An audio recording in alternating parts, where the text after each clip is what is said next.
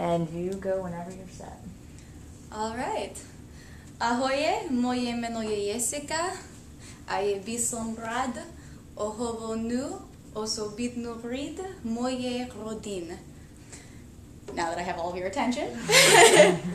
In English, that translates out to, hi, my name is Jess, and I'm going to speak to you about a very special holiday within my family. Svatý Nikolaus is celebrated on December 6th, and it's a Slovak holiday celebrating not only St. Nicholas, but it's almost, well, in oral tradition, explained as a judgment day for Christmas Day. And who does not like to have a holiday twice where you get gifts? So, starting out with the historical aspect, we will go into Svatý Nikolaus, also known as Nicholas of Myra and Nicholas the Wonder Worker, was a Greek bishop born in 270 AD and died December 6, 373 AD at 73 years old. And you may be asking, why is he important? Why do we care? Well, Nikolaus was a secret known gift giver for any of those who put out their shoes on the front porch. It is tradition in Slovakia that you do not wear your shoes inside the house, kind of like a Japanese tradition. But if you were a beggar, you did not show your face. You would put your shoes farther out on the front porch, closer to the streets, and that would be your way of begging for money, respectively. So Svatý Nikolaus would give gifts, would give money to all those who put their shoes out. And again, why are we caring that there is a generous old bishop? Well, actually, it's a background in 270 to about 350 AD. The Romans were attacking Eastern and Western Europe, trying to create their utopia. So the little bit of generosity went a very, very long way. Now we get into the morbid tradition, oral speaking, of Svatý Nikolaus and what it is. Parents tell their children that Svatý Nikolaus Day originated back in Slovakia with Čert, the devil, Angelíd, the angel, and Svatý. Svatý would be wearing a long red robe. Čert, the devil, would be carrying a big burlap sack, while Angelíd would be carrying a giant book. They would go down the streets of Slovakia and call the little children out and ask them, did they behave all year? And all the little children would sing praises and recite poems for Svatý, and it was supposed to be this grand time, and they would tell Angelíd, Čert, and Svatý what their answers were, and Angelíd would write them all down in her big book. Then they would tell all the children to go back to bed. Now this is where it gets morbid.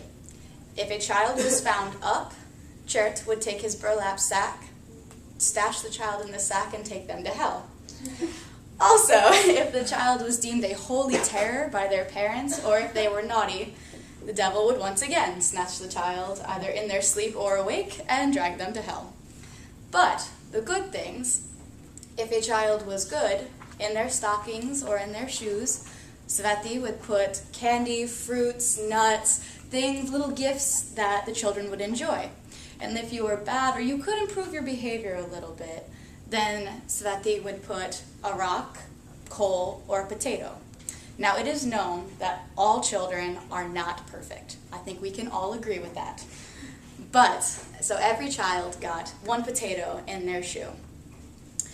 Which leads me then into the celebration. And leading that into food, I brought pizzelles, and the most common way to accompany a pizzelle would be powdered sugar. And that's one of the main food things that you would also find in one of their shoes. If they were good, that would be one of the goodies. So starting in my family and how we celebrate Svatý is, first, when we wake up in the morning, you would check your shoes for what you have. Then following there, we would normally go to church, and a traditional church attire would be a babushka, which is a traditional headpiece. Women are not allowed to show their head, their shoulders, or their knees in church. It is seen as a sign of disrespect. And after about a 4-hour-long, full Slovak-spoken Catholic Orthodox Mass, then we go home and a giant feast is prepared. Now in this feast there's normally lamb or beef, lamb seen as pure and the pure entity of God down on earth.